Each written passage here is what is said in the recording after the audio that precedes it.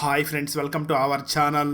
ఈరోజు నేను 2020లో మలయాళం లాంగ్వేజ్లో రిలీజ్ అయినటువంటి ఒక మంచి యాక్షన్ క్రైమ్ థ్రిల్లర్ మూవీ స్టోరీని ఎక్స్ప్లెయిన్ చేయబోతున్నాను. అదే కొచిన్ షాదీ ఎట్ చెన్నై 3 మూవీ. చాలా ఇంట్రెస్టింగ్ గా ఉంటుంది, సో స్కిప్ చేయకుండా చివరి వరకు చూడండి.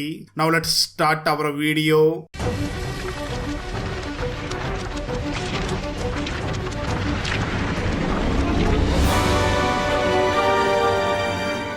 వీడియో స్టార్ట్ చేసే ముందు మన ఛానల్లో లాస్ట్ వీడియోకి వచ్చిన బెస్ట్ కామెంట్ ఏమిటో చూద్దాం. అండ్ ఈ కామెంట్ నేను పర్సనల్ గా సెలెక్ట్ చేసింది అయితే కాదు, సాఫ్ట్వేర్ ఆటోమేటిక్ గా ఈ వీడియోని లైక్ చేసి కామెంట్ చేసిన బెస్ట్ కామెంట్ ని ర్యాండమ్ గా సెలెక్ట్ చేస్తుంది. సో కీప్ కామెంటింగ్, నెక్స్ట్ మీ కామెంటే సెలెక్ట్ అయ్యే ఛాన్స్ ఉంది.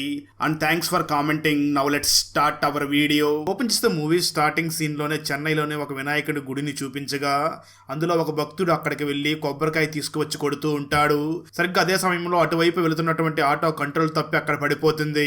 దాంతో చుట్టుపక్కల ఉన్న వాళ్ళందరూ కూడా ఆటో దగ్గరికి పరుగులు తీస్తారు. కట్ చేస్తే అసలు ఇంతకు ముందు ఏం జరిగిందో చూపించడం జరుగుతుంది. అంటే స్టోరీ గతానికి వెళ్తుంది. సాధిక అనే అమ్మాయి చెన్నైలో ఇంటర్వ్యూ ఇవ్వడం కోసం చెన్నైకి బయలుదేరుతూ ఉండగా సాధిక మదర్ అయినటువంటి లక్ష్మి మాత్రం సాధిక దగ్గరికి వచ్చి, నువ్వెప్పుడూ కూడా నన్ను విడిచిపెట్టి ఒంటరిగా వెళ్ళలేదు, నీకు తోడుగా నన్ను రమ్మంటావా అని అడుగుతూ ఉంటుంది. అయితే సాధిక మాత్రం అవసరం లేదమ్మా, నేనే జాగ్రత్తగా వెళ్లి వస్తాను అని వెంటనే ఇంటి నుంచి బయలుదేరి అక్కడి నుంచి బస్సులో చెన్నైకి వెళుతూ ఉంటుంది. అలా చెన్నైకి వెళ్తున్నటువంటి సాధిక దేని గురించో ఆలోచిస్తూ ఉంటుంది. కొన్ని రోజుల క్రితం సాధిక కాలేజీలో తన ఫ్రెండ్స్ తో మాట్లాడుతూ ఉండగా అప్పుడే అక్కడికి కారులో రాహుల్ అనే ఒక కుర్రవాడు వస్తాడు. అక్కడ ఉన్న అమ్మాయిలందరూ కూడా రాహుల్ రాహుల్ అంటూ రాహుల్ దగ్గరికి వెళ్లిపోయి మాట్లాడుతూ ఉంటారు. అయితే ఆ రాహుల్ సాధికాని లవ్ చేస్తూ ఉండడంతో వాళ్ళిద్దరూ కూడా సరదాగా తిరుగుతూ ఒకనొక సమయంలో ఇద్దరు కూడా ఇంటిమేట్ అవుతారు. అలా వాళ్ళిద్దరు ఇంటిమేట్ అయిన తర్వాత సాధిక నేను తప్పు చేశాను అని చాలా బాధపడుతూ ఉంటుంది. అది గమనించినటువంటి రాహుల్, నువ్వేం బాధపడకు, మనం ఇద్దరం త్వరలో పెళ్లి చేసుకోబోతున్నాం కదా, దాని గురించి పెద్దగా ఆలోచించకు అని అంటూ ఉంటాడు. దానికి అప్పుడు సాధిక కూడా ఓకే చెప్పి ఉంటుంది. కానీ ప్రజెంట్ ఆ సంఘటననే గుర్తు చేసుకుని బస్సులో వెళుతున్నటువంటి సాధిక చాలా ఏడుస్తూ ఉంటుంది. సాధిక ఎందుకు ఆ సంఘటనను గుర్తు చేసుకుని ఏడుస్తుందో మీకు ముందు ముందు అర్థమవుతుంది. ఇప్పుడే సాధికకి తన రిలేటివ్ అయినటువంటి డాక్టర్ రేణుక ఫోన్ చేసి, ఏంటి బస్ ఎక్కావా అని అడుగుతుంది. దానికి సాధిక కూడా అవును డాక్టర్, బస్సులోనే వస్తున్నాను అని చెప్పడంతో ఆ డాక్టర్ రేణుక ఆ సాధికతో మాట్లాడుతూ, జాగ్రత్తగా నేను చెప్పినటువంటి ఆ ప్లేస్ దగ్గరకు వెళ్ళు అని చెప్పి ఫోన్ కట్ చేస్తుంది. ఆ సమయంలో ఆ సాధిక వాళ్ళ మదర్ అయినటువంటి లక్ష్మి వెంటనే డాక్టర్ రేణుకాకి ఫోన్ చేసి, సాధిక ఇంట్లో లేకుండా నేను ఎప్పుడూ కూడా ఒంటరిగా లేను, అలాగే తనను ఎప్పుడూ కూడా నేను ఒంటరిగా బయటకు పంపించలేదు, తను లేకుండా నాకు నిద్ర కూడా రావడం లేదు అని భయపడుతూ ఉంటుంది. దానికి ఆ డాక్టర్ రేణుక మాట్లాడుతూ, మీరేం భయపడకండి, నేను ప్రతి గంటకి కూడా ఆ సాధికకి ఫోన్ చేసి కనుక్కుంటూ ఉంటాను అని చెప్పి ఫోన్ పెట్టేస్తుంది. స్టోరీ మళ్ళీ గతానికి వెళ్తుంది.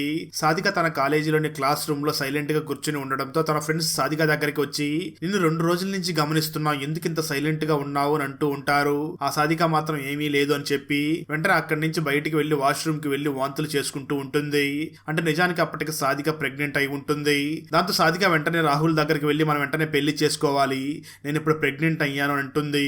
ఆ మాటలు విన్నటువంటి రాహుల్ సాధికని చూసి, మనం ఖచ్చితంగా పెళ్లి చేసుకుందాం, కానీ ఇప్పుడే మనకు పిల్లలు వద్దు, నువ్వు వెంటనే అబార్షన్ చేయించుకో, మనం ఇద్దరం పెళ్లి చేసుకోవడానికి నాకు 1 year సమయం కావాలి అని అడుగుతూ ఉంటాడు. దాంతో ఆ మాటలు విన్నటువంటి సాధిక రాహుల్ మాటలు నమ్మి తను వెంటనే అబార్షన్ చేయించుకోవడానికి డిసైడ్ అవుతుంది. వచ్చేస్తే ఆ తర్వాత రోజు సాధిక అబార్షన్ చేయించుకోవడం కోసమని తనకు తెలిసినటువంటి డాక్టర్ రేణుక దగ్గరికి బయలుదేరుతూ రాహుల్ కి ఫోన్ చేయగా రాహుల్ అప్పటి నుంచే ఫోన్ లిఫ్ట్ చేయడం ఆపేస్తాడు. ఆ సాధిక చాలా భయపడుతూ తనకు తెలిసినటువంటి డాక్టర్ రేణుక దగ్గరికి వెళ్లి, నేను ఇప్పుడు ప్రెగ్నెంట్ అన్న విషయం చెప్తుంది. ఆ మాటలు విన్నటువంటి డాక్టర్ రేణుకను చూసి, ఎవరా పని చేసింది, ఆ అబ్బాయి ఎవరో ఫోటో చూపిస్తావా అని అడుగుతుంది. దానికి సాధిక వెంటనే తన దగ్గర ఉన్నటువంటి రాహుల్ ఫోటోని ఆ రేణుక కూడా చూపిస్తుంది. అప్పుడు రేణుక ఆ సాధికని చూసి, ఒక్కోసారి కిట్లలో కొన్ని తప్పులు చూపిస్తూ ఉంటాయి, నేను ఒకసారి టెస్ట్ చేసి చెప్తాను అని డాక్టర్ రేణుక వెంటనే సాధికకి టెస్ట్ చేసి, నువ్వు చెప్పింది నిజమే సాధిక, నువ్వు ప్రెగ్నెంట్, బిడ్డ కూడా చాలా ఫామ్ అయిపోయింది అని అంటూ ఉంటుంది. దానికి సాధిక, మేడం నేను అబార్షన్ చేయించుకోవాలనుకుంటున్నాను అని చెప్పడంతో సాధికకి బాగా తెలిసినటువంటి డాక్టర్ రేణుక వెంటనే సాధికని చూసి, ఇక్కడ అలాంటివి చేసే వాళ్ళు ఎవరూ లేరు, నాకు తెలిసిన ఒక డాక్టర్ చెన్నైలో ఉంది, ఒకసారి నువ్వు ఆ చెన్నైకి వెళ్లి తనని కలువు, నేను కూడా ఆ డాక్టర్ కు ఫోన్ చేసి మాట్లాడతాను అని అంటుంది. ఆ మాటలు విన్న సాధిక మరి అమ్మకి ఏం చెప్పాలి అని బాధపడుతూ ఉండడంతో రేణుక వెంటనే సాధికాని చూసి, ఒక పని చేయి, ఇంటర్వ్యూకి వెళుతున్నానని చెప్పి మీ అమ్మకి చెప్పి నువ్వు చెన్నైకి వెళ్ళు అని అంటుంది. ప్రెజెంట్ కి వస్తుంది. సాధిక తన బస్సులో వెళుతూ ఉన్న సమయంలో ఆ బస్సుకి యాక్సిడెంట్ అవడంతో ఆ బస్ ని రూట్ మార్చుతారు. బస్సులో ఉన్న సిబ్బంది వెంటనే సాధిక దగ్గరికి వెళ్లి, మేడం మీరు దిగవలసినటువంటి ప్లేస్ దగ్గరికి ప్రెజెంట్ ఈ బస్సు వెళ్ళదు, కానీ ఆ ప్లేస్ కి దగ్గర నుంచి వెళుతుంది, మీరు అక్కడ దిగి ఆటోలో వెళ్ళవలసి ఉంటుంది అని చెప్పడంతో సాధిక కూడా అందుకు ఒప్పుకుంటుంది. అలా అక్కడ బస్సు దిగినటువంటి సాధిక పక్కనే ఉన్నటువంటి టీ స్టాల్ దగ్గరికి వెళ్లి తనకి డాక్టర్ రేణుక ఇచ్చినటువంటి డాక్టర్ జరీనా హాస్పిటల్ ఎక్కడ ఉందో ఆ అడ్రస్ అడగ్గా ఆ టీ స్టాల్ ఓనర్ మాత్రం ఆ అడ్రస్ ఎక్కడో నాకు తెలియదు అని అంటూ ఉంటాడు. అయితే అక్కడే ఉన్నటువంటి బాబీ వెంటనే ఆ సాధిక దగ్గర ఉన్నటువంటి అడ్రస్ ని చూసి ఈ అడ్రస్ నాకు తెలుసు, రండి బండి మీద కూర్చోండి తీసుకుని వెళతాను అని అంటాడు. అయితే ఆ సాధిక మాత్రం అవసరం లేదు, నేను ఇక్కడి నుంచి ఆటోలో వెళ్తాను అని చెప్పడంతో ఆ బాబీ సాధికాని చూసి సరే అయితే ఈ టైంలో ఇటువైపు ఎటువంటి ఆటోలు కూడా రావు, సరే ఒక్క నిమిషం వెయిట్ చేయండి నా ఫ్రెండ్ ని పిలుస్తాను అని తన ఫ్రెండ్ రంజన్ కి ఆటో ఉండడంతో రంజన్ కి ఫోన్ చేసి పిలవడంతో రంజన్ వెంటనే అక్కడికి వచ్చి సాధికాని తన ఆటోలో ఎక్కించుకుని వెళుతూ ఉంటాడు. అలా సాధిక రంజన్ ఆటోలో వెళుతూ ఉండగా రంజన్ నాన్ స్టాప్ గా మాట్లాడుతూ ఉండడంతో సాధిక వెంటనే రంజన్ ని చూసి ప్లీజ్ మాట్లాడొద్దు, నాకు చాలా టైర్డ్ గా ఉంది, అలాగే వెళ్లే దారిలో నా మొబైల్లో రీఛార్జ్ కూడా అయిపోయింది, రీఛార్జ్ చేసుకోవాలి, రీఛార్జ్ షాప్ ఎక్కడైనా ఉంటే ఒకసారి ఆటోని ఆపు అని అంటుంది. ఆ మాటలు విన్న రంజన్ మాట్లాడడం ఆపేసి సరే మేడం వెళ్లే దారిలో ఒక పెట్రోల్ బంక్ ఉంది, అక్కడ మీరు రీఛార్జ్ చేసుకోండి, నేను ఒకసారి వాష్రూమ్ కి వెళ్ళి వస్తాను అని వెంటనే పెట్రోల్ బంక్ దగ్గరికి తీసుకుని వెళ్లి మేడం మీరు రీఛార్జ్ చేసుకోండి, ఇప్పుడే నేను వాష్రూమ్ కి వెళ్ళి వస్తాను అని రంజన్ వెంటనే వాష్రూమ్ కి వెళ్లిపోతాడు. దాంతో సాధిక వెంటనే అక్కడ తన మొబైల్ ని రీఛార్జ్ చేసుకోగా అప్పుడే అక్కడికి వచ్చినటువంటి రంజన్ మళ్ళీ ఆటోలో ఎక్కించుకుని సాధికాని తీసుకుని వెళ్తూ ఉంటాడు. అలా సాధిక ఆటోలో వెళుతూ ఉండగా తనకి మళ్ళీ డాక్టర్ రేణుక ఫోన్ చేసి ఏంటి సాధిక హాస్పిటల్ దగ్గరికి వెళ్ళిపోయావా అని అడుగుతుంది. దానికి సాధిక మాత్రం ఇంకా లేదు మేడం బస్సు పోడయింది అందుకే ఆటోలో వెళుతున్నాను అంటూ ఉంటుంది. సరిగ్గా అదే సమయంలో ఆటో డ్రైవర్ అయినటువంటి రంజన్ ఆ సాధికని వేరే రూట్లో చాలా వేగంగా తీసుకుని వెళ్ళిపోతూ ఉంటాడు. సాధిక వెంటనే రంజన్ ని చూసి అసలు ఈ రూట్లో ఎందుకు వెళ్తున్నాం గొడవ చేస్తూ ఉంటుంది. అయినప్పటికీ రంజన్ మాత్రం ఏమీ సమాధానం చెప్పకుండా ఆ సాధికాని వేగంగా నిర్మానుష్యమైన ప్రదేశానికి తీసుకుని వెళ్ళిపోతాడు. సరిగ్గా అదే సమయంలో అక్కడికి ఒక టాటా సుమో వచ్చి ఆగగా అందులో నుంచి ఇద్దరు కుర్రోళ్ళ కింద దిగుతారు. అది ఎవరో కాదు, ఇంతకుముందు సాధికాని బైక్ మీద ఎక్కించుకుని డ్రాప్ చేస్తానని చెప్పినటువంటి బాబీ, అలాగే తన ఫ్రెండ్ అయినటువంటి జార్జ్. అంటే నిజానికి బాబీ, ఆటో డ్రైవర్ అయినటువంటి రంజన్, అలాగే జార్జ్ ముగ్గురు కూడా చాలా బెస్ట్ ఫ్రెండ్స్ గా ఉంటూ ఏ పని చేయకుండా జులాయిల్లాగా తిరుగుతూ ఉంటారు. ఆ తర్వాత ఆ ముగ్గురు ఫ్రెండ్స్ కూడా చాలా బలవంతంగా సాధికాకి ముందు తాగించి ఒకరు తర్వాత ఒకరు ముగ్గురు కూడా ఆ సాధికాని బలవంతంగా అత్యాచారం చేస్తారు. దాంతో సాధిక అక్కడికక్కడే చనిపోవడంతో సాధిక డెడ్ బాడీని అక్కడే వదిలేసి వెళ్లిపోతారు. కట్ చేస్తే ఆ తర్వాత రోజు మార్నింగ్ ఒక పాప సాధిక బ్యాగ్ ని తీసుకుని అక్కడి నుంచి వెళ్లి ఆడుకుంటూ ఉంటుంది.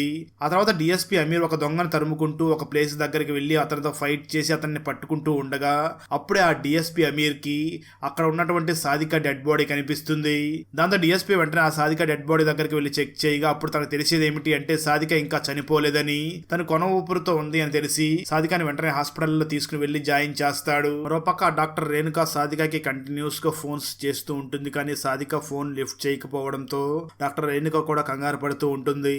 అదే సమయంలో డాక్టర్ రేణుకకి ఆ సాధిక మొదలైనటువంటి లక్ష్మి ఫోన్ చేసి నా కూతురు ఎందుకు ఫోన్ లిఫ్ట్ చేయడం లేదు అంటూ చాలా బాధపడుతూ ఉండడంతో రేణుక వెంటనే లక్ష్మితో మాట్లాడుతూ సాధిక చెన్నైకి వెళ్ళిపోయింది, ఇంటర్వ్యూ అయిన తర్వాత ఫోన్ చేస్తానని నాకు చెప్పింది అని ఆ సాధిక మొదలైనటువంటి లక్ష్మికి డాక్టర్ రేణుక ధైర్యం చెప్తుంది. మరోపక్క డిఎస్పీ అమీర్ ఆ సాధిక బాడీ దొరికినటువంటి ప్లేస్ లో చిన్న పాపకి హ్యాండ్ బ్యాగ్ దొరికి ఉండడంతో ఆ హ్యాండ్ బ్యాగ్ ని చెక్ చేసినటువంటి అమీర్ కి అందులో డాక్టర్ జరీనా అడ్రస్ ఉంటుంది, అలాగే ఒక స్కాన్ రిపోర్ట్ కూడా ఉంటుంది.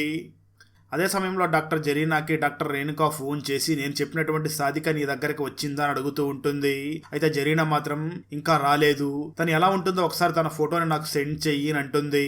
సరిగ్గా అదే సమయంలో డాక్టర్ జరీనా ఉన్న హాస్పిటల్ దగ్గరికి కొన ఊపిరితో ఉన్నటువంటి సాధికాని తీసుకురావడంతో అక్కడ జరీనా వెళ్లి సాధికాని చెక్ చేస్తూ ఉండగా అదే సమయంలో డాక్టర్ రేణుక డాక్టర్ జరీనాకి ఆ సాధిక ఫోటోని సెండ్ చేయడంతో ఆ ఫోటోను చూసినటువంటి డాక్టర్ జరీనా అంటే ఆ డాక్టర్ రేణుక చెప్పింది ఈ సాధికానేనా, నా దగ్గర అబార్షన్ చేయించుకోవడం కోసం వచ్చినటువంటి సాధిక ఇప్పుడు కొన ఊపిరితో ఉందా అంటూ కొంచెం కంగారు పడుతుంది. ఆ తర్వాత డాక్టర్ జరీనా వెంటనే ఆ డిఎస్పీ అయినటువంటి అమీర్ ని కలిసి ఈ అమ్మాయి పేరు సాధిక, తను తన లవర్ వల్ల కడుపు అవ్వడంతో ఆ కడుపుని తీయించుకోవడం కోసం ఇక్కడికి వచ్చింది, కానీ ఆ ప్రాసెస్ లో ఎవరో ఆ అమ్మాయిని గ్యాంగ్ రేప్ చేశారు అని చెప్పడంతో అమీర్ వెంటనే ఆ గ్యాంగ్ రేప్ చేసింది ఎవరో కనిపెట్టాలని డిసైడ్ అవుతాడు. వచ్చేస్తే మరో పక్క ఒక అమ్మాయి నైట్ షిఫ్ట్ ఫినిష్ చేసుకుని ఒక బస్ స్టాప్ దగ్గర వెయిట్ చేసి తన ఫాదర్ కి ఫోన్ చేసి నాన్న త్వరగా రండి మీకోసం వెయిట్ చేస్తున్నాను అంటూ ఉంటుంది. ఉంటుంది.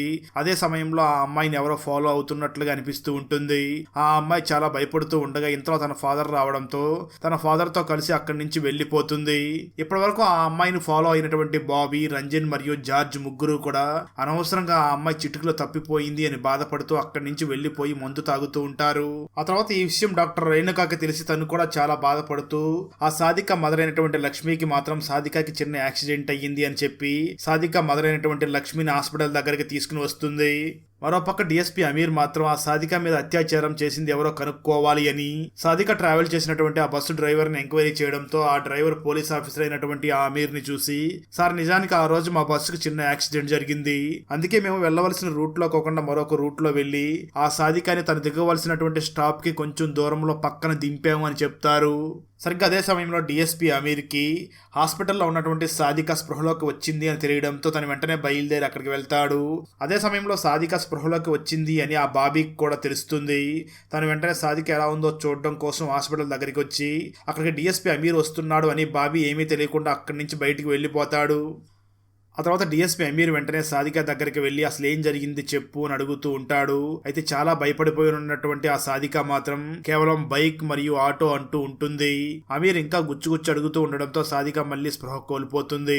అప్పుడే డాక్టర్ జరీనా అక్కడికి వచ్చి ఆ డిఎస్పీ అమీర్ తో మాట్లాడుతూ, ఈ సాధిక ఎప్పుడు కోలుకుంటుందో మనం చెప్పలేం, ఎందుకంటే తన బాడీలో చాలా రక్తం పోయింది, తను బ్రతికే ఛాన్సెస్ చాలా తక్కువగా ఉన్నాయి, ఇప్పుడు తనను బాగా ప్రెజర్ చేయకు, అన్నట్టు నీకు మరొక విషయం కూడా చెప్పాలి, కానీ అది ఇప్పుడు చెప్పేది కాదు, మరొక సందర్భంలో ఆ విషయం చెప్తాను అని చెప్పి డాక్టర్ అమీర్ ని అక్కడి నుంచి జరీనా పంపించేస్తుంది.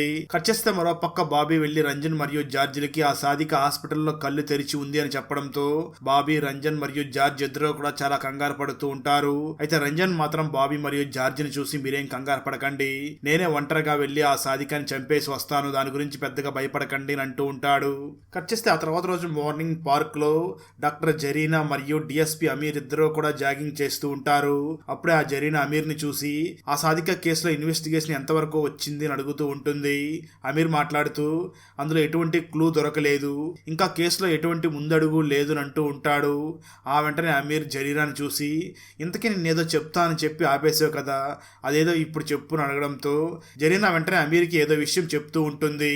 అయితే ఈ విషయం ఏంటి అన్నది మాత్రం మనకి ఇక్కడ చూపించరు, కానీ జరీనా చెప్తున్నటువంటి మాటల్ని విన్నటువంటి అమీర్ మాత్రం చాలా షాక్ అవుతూ ఉంటాడు. అసలు ఈ విషయం ఏమిటి అన్నది మనకు ముందు ముందు తెలుస్తుంది. అసలు జరీనా అమీర్కి ఏం చెప్పింది అన్నది మాత్రం మనకు ముందు ముందు తెలుస్తుంది. మరోపక్క హాస్పిటల్ దగ్గర ఉన్న లక్ష్మికి తన కూతురు సాధిక మీద సామూహిక అత్యాచారం జరిగింది అన్న విషయం మాత్రం చెప్పి ఉండరు. తను కేవలం సాధికకి యాక్సిడెంట్ జరిగింది అని చాలా బాధపడుతూ ఉంటుంది. పక్కనే ఉన్న డాక్టర్ రేణుక మరియు జరీనా ఇద్దరు కూడా లక్ష్మిని ఓదార్చుతూ ఉంటారు. అదే సమయంలో సాధికకి ఈ విధంగా చేసినటువంటి బాబీ, రంజన్ మరియు జార్జ్ కూడా సాధిక ఉన్నటువంటి హాస్పిటల్ దగ్గరికి వచ్చేస్తూ ఉంటారు. సరిగ్గా అదే సమయంలో డిఎస్పీ అయినటువంటి అమీర్ ఆ హాస్పిటల్కి వెళ్ళడంతో రంజన్ చాలా కోపంగా ఆ డిఎస్పీని చూస్తూ అక్కడి నుంచి బయటికి వెళ్ళిపోతాడు. డిఎస్పీ అమీర్ వెంటనే లక్ష్మి దగ్గరికి వచ్చి మాట్లాడుతూ, అసలు నీ కూతురు సాధిక ఎవరి వల్ల ప్రెగ్నెంట్ అయ్యింది అని అంటాడు. ఆ మాటలు విన్న లక్ష్మి ఒక్కసారిగా షాక్ అవుతుంది. ఏంటి నా కూతురు ప్రెగ్నెంటా అన్నట్టుగా షాక్ లో ఉంటుంది.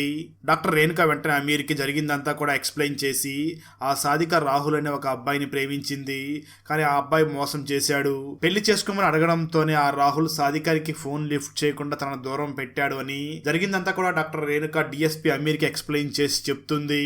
దాంతో డిఎస్పీ అమీర్ ఆ రాహుల్ తన అడ్డు తొలగించుకోవడం కోసం తనే ఈ విధంగా ఏమైనా చేసి ఉంటాడా అని ఆ యాంగిల్లో కూడా ఆలోచిస్తూ ఉంటాడు. మరోపక్క లక్ష్మి తన కూతురు అయినటువంటి సాధిక ప్రెగ్నెంట్ అయిన విషయం, తను ఒక అబ్బాయిని ప్రేమించిన విషయం ఏమీ కూడా తనకు చెప్పలేదు అని తను చాలా బాధపడుతూ ఉంటుంది. దాంతో డిఎస్పీ అమీర్ వెంటనే ఆ సాధిక ఫోటోని తీసుకుని అన్ని ప్లేసులకి వెళ్లి ఎంక్వైరీ చేస్తూ, ఎక్కడైతే మూవీ స్టార్టింగ్ లో సాధిక బస్సు దిగి ఒక టీ స్టాల్ దగ్గరికి వెళ్ళింది కదా, ఆ టీ స్టాల్ ఓనర్ దగ్గరకు కూడా వెళ్లి ఎంక్వైరీ చేస్తాడు. అప్పుడు ఆ టీ స్టాల్ ఓనర్, సార్ ఆ రోజు ఆ అమ్మాయి బస్సు దిగి ఇక్కడికే వచ్చి ఏదో అడ్రస్ అడిగింది, కానీ నాకు ఆ అడ్రస్ తెలియదని చెప్పాను, అప్పుడే ఎవరో ఒక అబ్బాయి ఆ అమ్మాయిని బైక్ మీద ఎక్కించుకుని వెళ్ళాడు అని చెప్పడంతో అమీర్ వెంటనే ఆ టీ స్టాల్ ఓనర్ ని చూసి, ఆ అబ్బాయి గుర్తులేమైనా చెప్పగలవా అని అడుగుతాడు. దానికి టీ స్టాల్ ఓనర్ మాట్లాడుతూ, సార్ ఆ అబ్బాయి గుర్తులేమీ చెప్పలేని, కానీ ఆ అబ్బాయి బైక్ మీద ఒక విచిత్రమైన బొమ్మ మాత్రం ఉంది అని అంటాడు. దాంతో డిఎస్పీ, ఇప్పుడు ఆ సాధిక బతికి ఉంది కదా, ఖచ్చితంగా తనను చూడడం కోసం హాస్పిటల్కి వచ్చి ఉంటారు అని వెంటనే హాస్పిటల్ దగ్గరికి వెళ్లి సీసీటీవీ ఫుటేజ్ ని చెక్ చేస్తూ ఉంటాడు. అప్పుడే డిఎస్పీకి ఆ టీ స్టాల్ ఓనర్ చెప్పినటువంటి బైక్ మీద ఒక విచిత్రమైన బొమ్మ ఉంది అని చెప్పాడు కదా, సేమ్ అదే బైక్ మీద 3 వ్యక్తులు హాస్పిటల్ దగ్గరికి వచ్చినట్లుగా రికార్డ్ అయి ఉంటుంది. దాన్ని చూసినటువంటి డిఎస్పీ ఖచ్చితంగా వీళ్ళే అయి ఉంటారు, వీళ్ళని వెంటనే పట్టుకోవాలి అని, వాళ్ళని ఎలా పట్టుకోవాలి అని ప్లాన్ చేస్తూ ఉంటారు. కట్ చేస్తే ఆ తర్వాత ఒక పోలీసు డిఎస్పీ అమీర్కి ఫోన్ చేసి, సార్ మనం వెతుకుతున్నటువంటి ఒక వ్యక్తిని పట్టుకున్నామని చెప్పడంతో వెంటనే వెళ్ళి అతన్ని తీసుకురండి అని అంటాడు. దాంతో పోలీసులు వెంటనే బాబీని పట్టుకోవడానికి వెళుతూ ఉండగా ఆ విషయం తెలుసుకున్నటువంటి జార్జ్ మరియు బాబీ వెంటనే బైక్ మీద అక్కడి నుంచి తప్పించుకుని వెళ్లిపోతారు.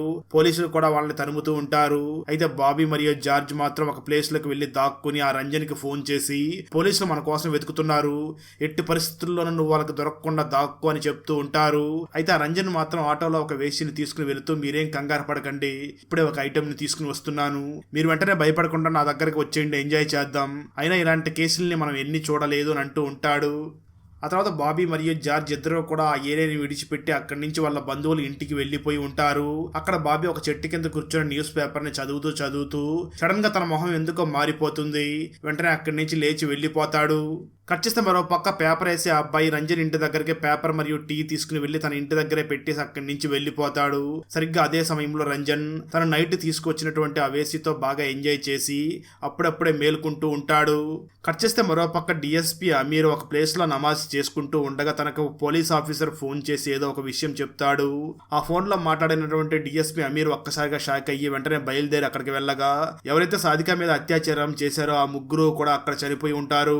డాక్టర్స్ కూడా టెస్ట్ చేసి ఈ ముగ్గురే సాధిక మీద అత్యాచారం చేశారు అని కన్ఫర్మ్ చేస్తారు. అదేవిధంగా డాక్టర్ అమీర్ ని చూసి వీళ్ళు ఈ రోజు మార్నింగే చనిపోయినట్లుగా ఉన్నారు అని చెప్తూ ఉంటారు.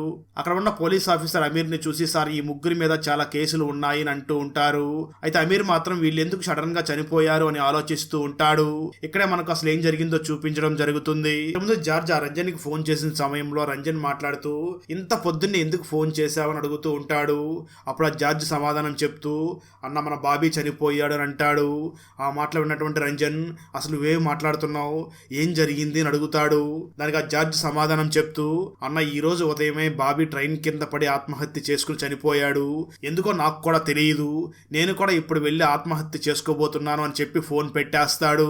దాంతో రంజన్ వెంటనే ఆ ప్లేస్ దగ్గరికి బయలుదేరి వస్తూ ఉండగా ఇంటి బయట పేపర్ మరియు టీ పెట్టి ఉండడంతో పేపర్ తీసుకున్నటువంటి రంజన్ ఆ పేపర్ ని చదవగా రంజన్ కూడా పేపర్ ని చదివి ఒక్కసారిగా షాక్ అయ్యి పేపర్ ని పక్కన పడేసి ఆ ప్లేస్ దగ్గరికి వేగంగా వెళుతూ ఉంటాడు.